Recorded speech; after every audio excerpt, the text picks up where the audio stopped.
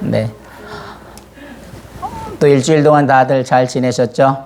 네. 요즘은 또 아까도 말씀드렸지만 코로나, 오미크론으로 인해서 많은 또 어려움을 겪고 있는 가운데 또 새로운 변이 바이러스가 나옴으로 말미암아 더 어려운 게 또 시국으로 가는 상황이 있는 것 같아요.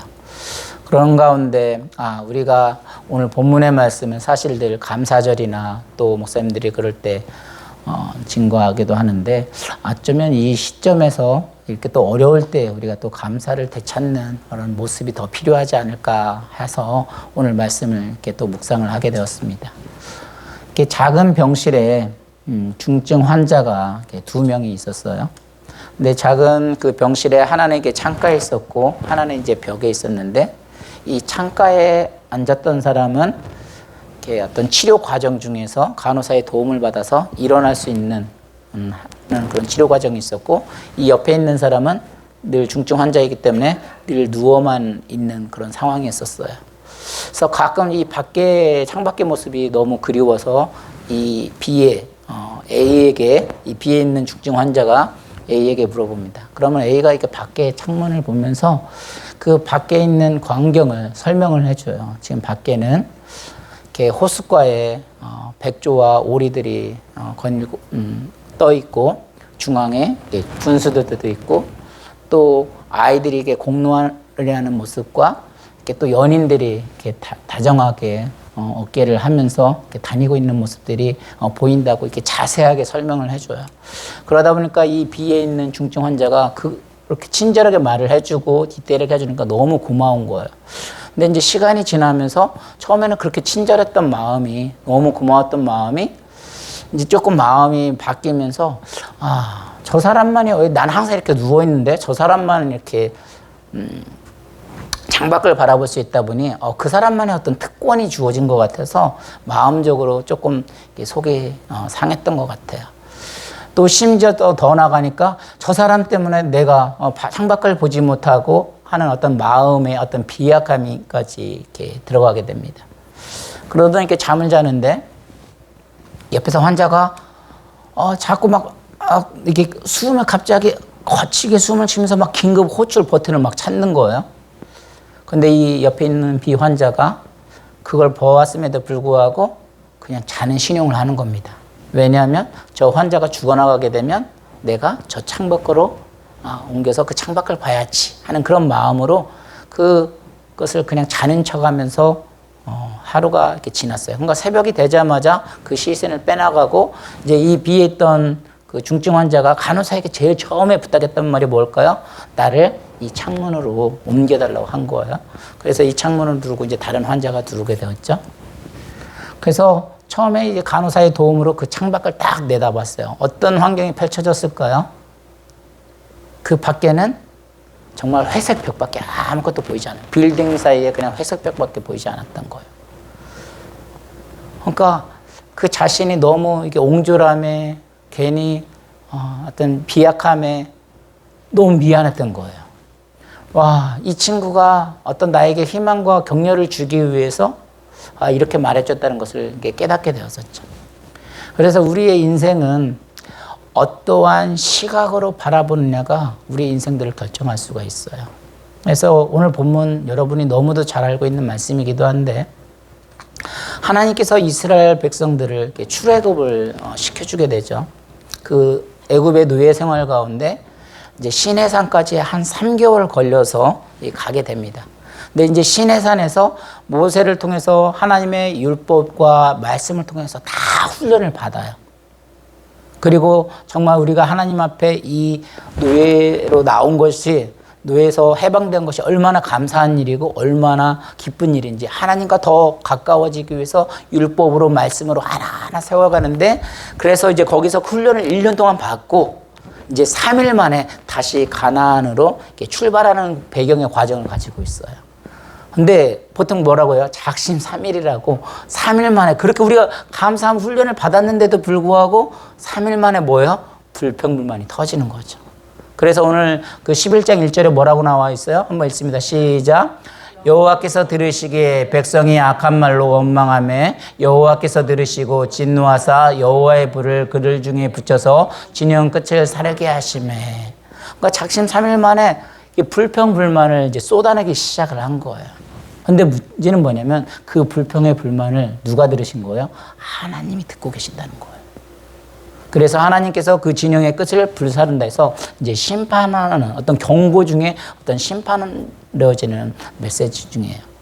그래서 오늘날 우리 시대가 사실 늘 감사를 잃어버리게 되면 이렇게 불평불만이 나올 수밖에 없고, 또 오늘날 우리의 어떤 삶 가운데 이렇게 코로나 속에서 또 힘든 어려움 속에서 오히려 이럴 때 더 이 말씀을 붙들어야겠다는 생각으로 우리가 다시 한번 영적으로 회복되어지고, 또 어떻을 때 그 불만 불명이 터지는지 한번 또 말씀을 통해서 나누기를 원합니다. 우리 첫 번째로 4절을 한번 같이 읽어보겠습니다. 시작.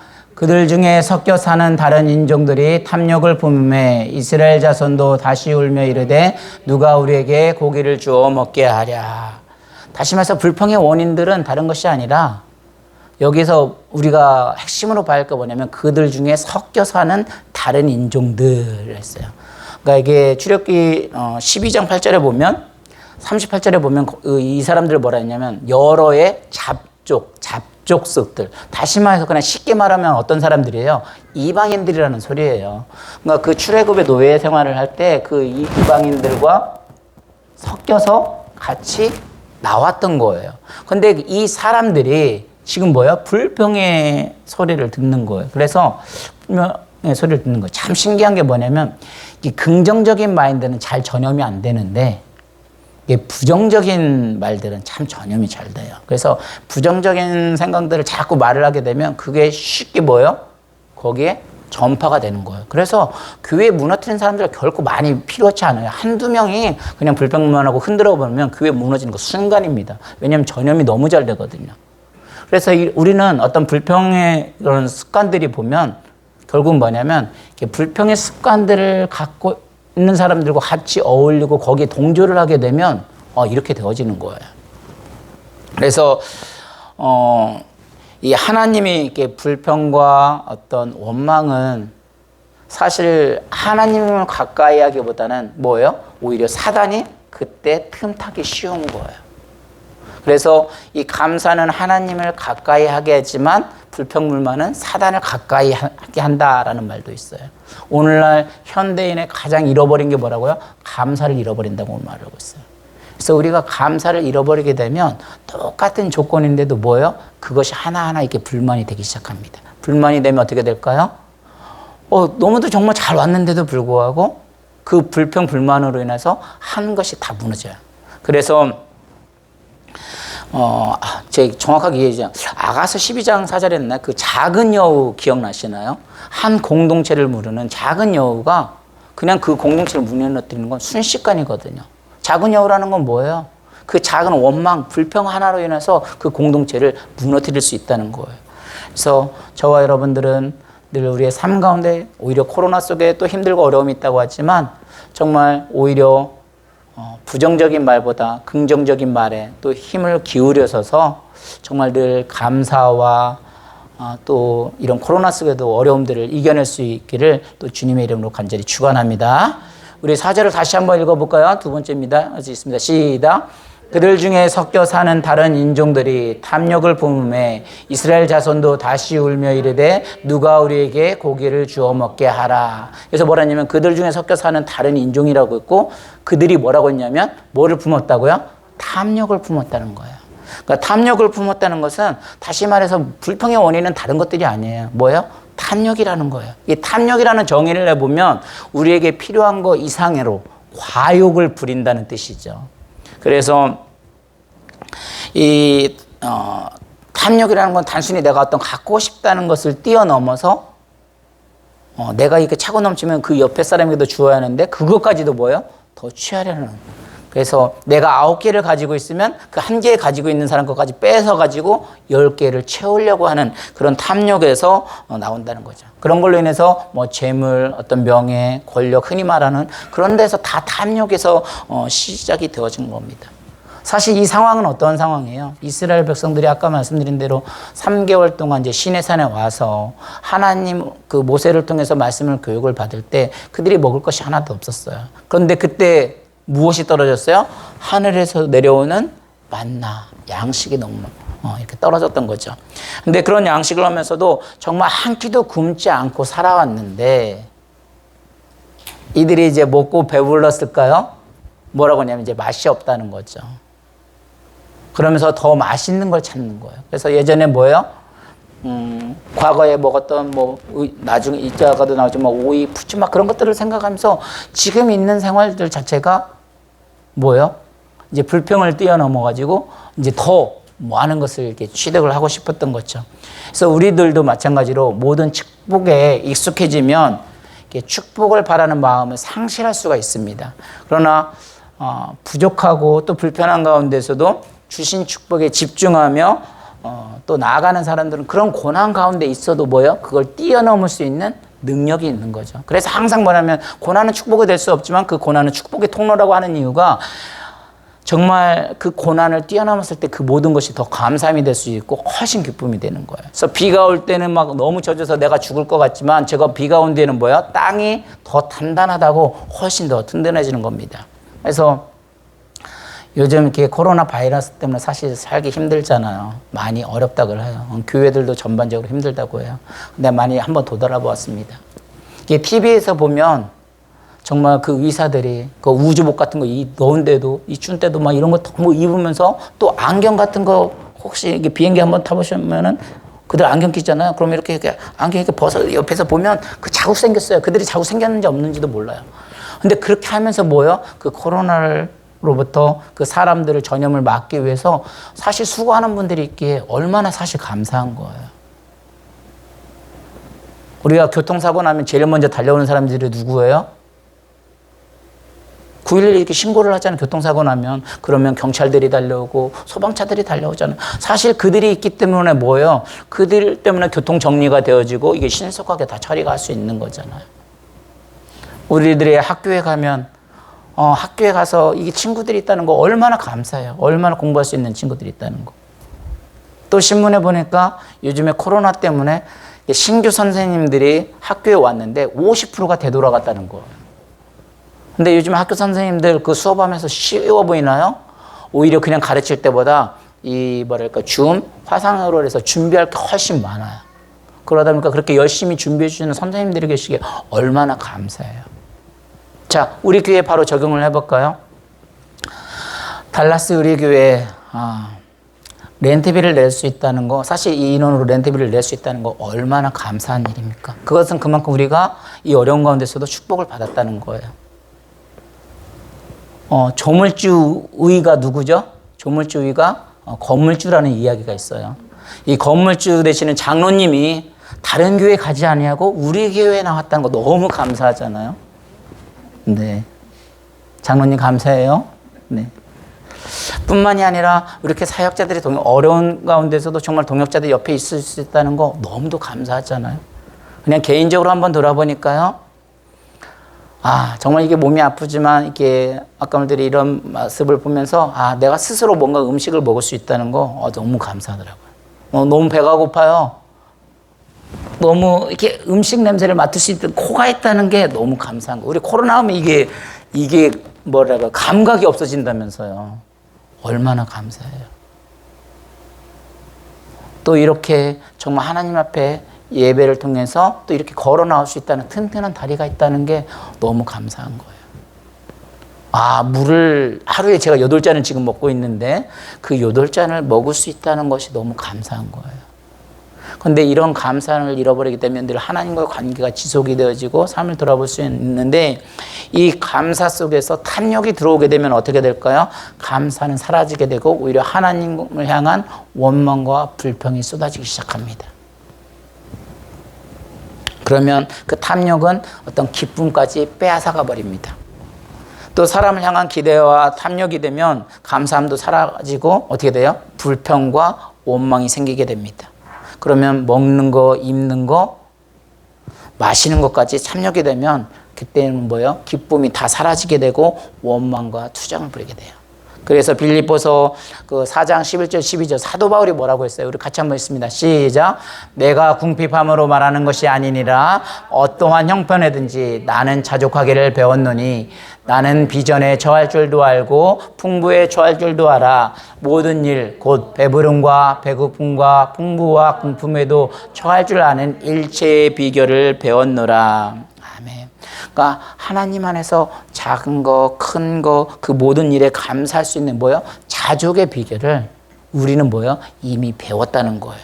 그래서 탐욕은 세상의 모든 것을 부정적으로 봅니다. 탐욕이 있는 곳에는 하나님의 평강과 기쁨이 있을 수가 없어요.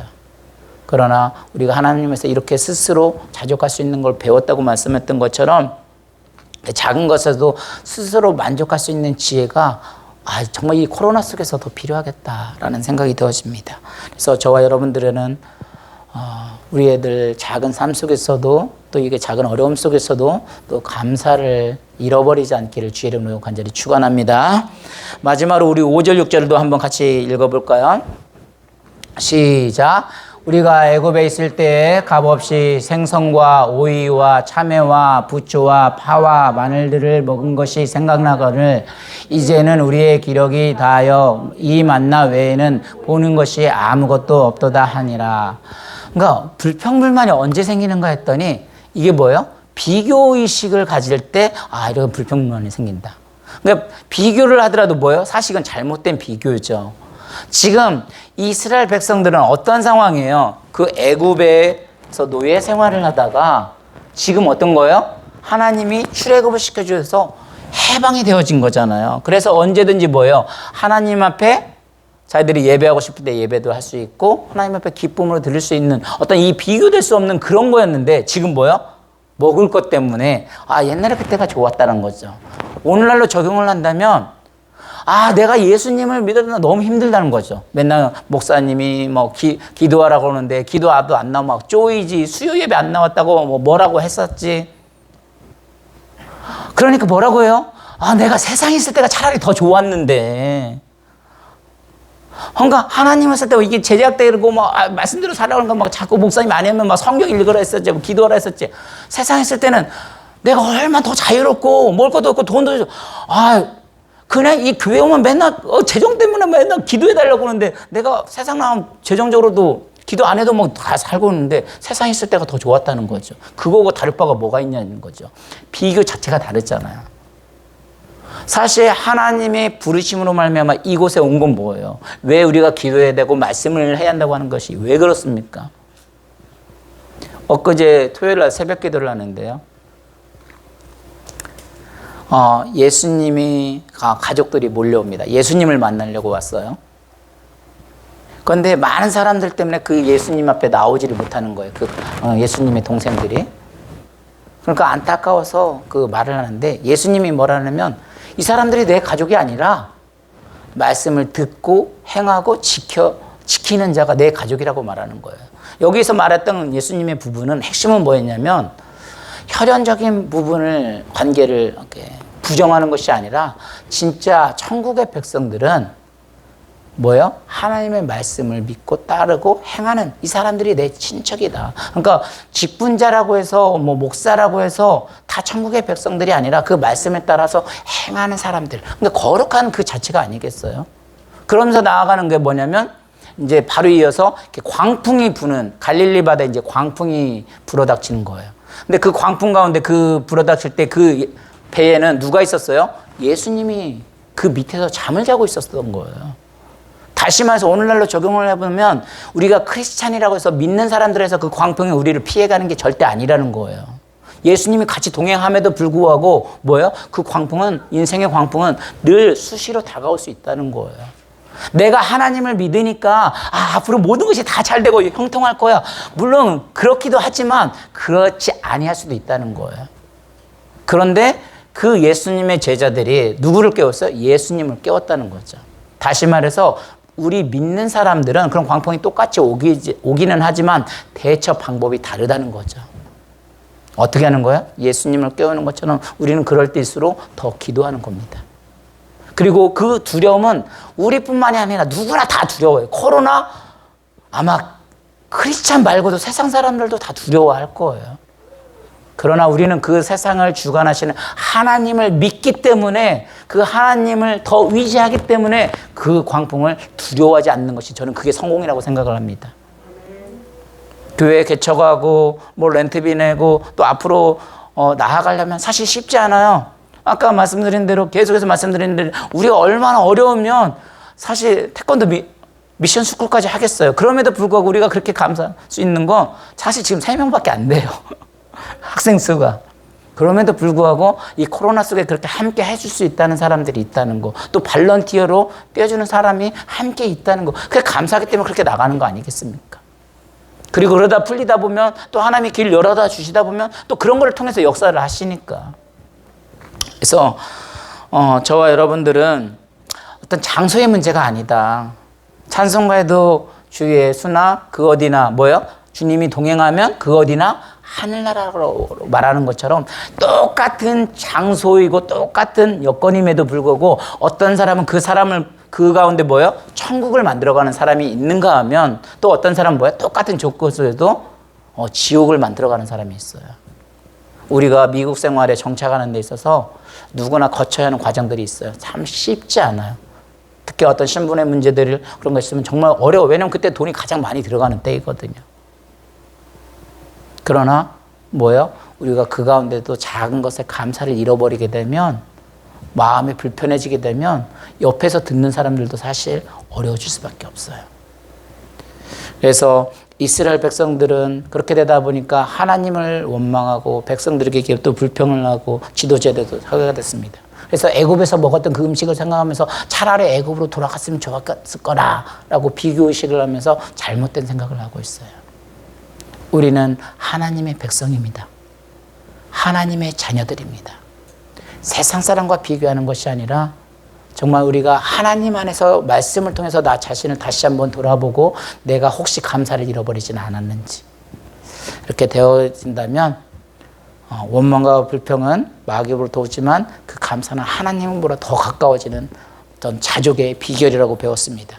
그래서 좋은 옷을 입고 좋은 음식을 먹으면 뭐 하겠습니까? 그렇게 살면서도 불평하고 원망한다면 그 사람은 행복하지 않을 수밖에 없습니다.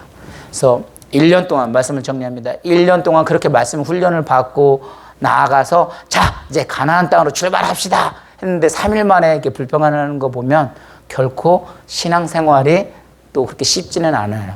그럼에도 불구하고 오늘 다시 한번 이 말씀을 통해서 불평과 원망이 아닌 또 감사로서 정말 우리들이 또 주어진 자리에서 또 하나님과의 관계 속에서 말씀을 통해서 또 승리하며 나아가는 또 저와 우리 모든 여러분들이 되기를 오늘도 주의 이름으로 간절히 축원합니다. 우리 이 시간 기도하겠습니다. 하나님, 달라스 우리 교회에 한 사람 한 사람 불러주심을 감사합니다. 때로는 개척 같은 교회, 또 이민 교회 생활이 또 힘들고 어려울 수 있습니다. 그럼에도 불구하고 우리가 이때 어떤 불평과 원망이 아니라 오히려 그만큼 하나님이 지켜주셨기에 이 자리에 올 수 없고, 또 감사하고 기뻐하며 산다는 것이 어렵지만은 긍정적인 또 마음을 가지고 감사하며 삶의 자리에서 하나님의 영역으로 변화시켜 주시옵소서. 그래서 늘 원망과 불평으로 사는 어떤 짝퉁 그리스도인이 아니라 정말 감사와 기쁨으로 희망을 만들어가는 어떤 명품의 그리스도인들이 되게 해달라고 이 시간 주여 한번 외치고 동성으로 기도합니다. 주여! 하나님 아버지, 늘 감사와 찬양을 드립니다. 우리가 또 이 이민 생활 가운데 하나님 또 정착하는 과정 속에서 우리가 다시 한번 우리의 삶을 돌아보게 됩니다. 하나님, 우리의 삶이 너무 힘들고 어려워서 그것이 또 원망과 불평으로 되어지고 있는 것은 아닌지 다시 돌아보게 됩니다. 하나님, 다시 한번